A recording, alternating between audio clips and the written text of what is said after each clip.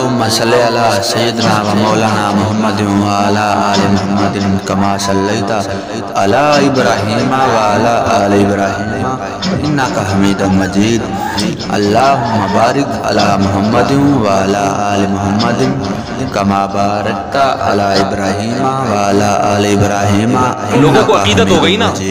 اب لوگ یہ نہیں دیکھ رہے کہ پھونکوں والی سرکار نے اگر واقعی پھونک لگا کے اس لنگڑے کو سیدھا کر دیا ہے تو آغا خان ہاسپٹل میں کیوں نہیں بیٹھ جاتا بھائی؟ تو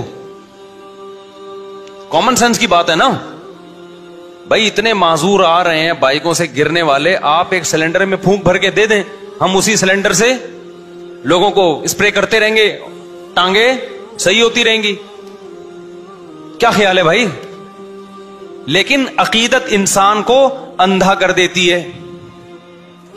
بس لوگوں نے فرض کر لیا پہنچی بھی سرکار ہے یہ, اب پہنچی بھی ہے تو جو مرضی جھوٹ بولتی رہے سرکار, بکواس کرتی رہے, الو بناتی رہے, لوگ نہیں پیچھے ہٹنے والے.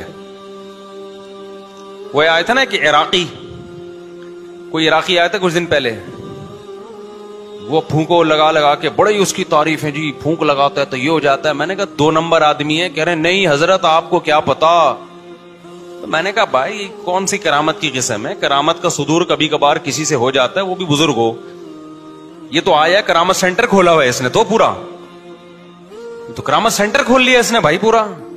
تو اتنی کرامتیں تو قرآن میں اہل اللہ کی بیان نہیں ہوئی ہیں جی. ہر ایک کوئی ٹھیک کرتا جا رہا ہے اور جو مسئلہ ہو اس کا حل اس کے پاس موجود ہے.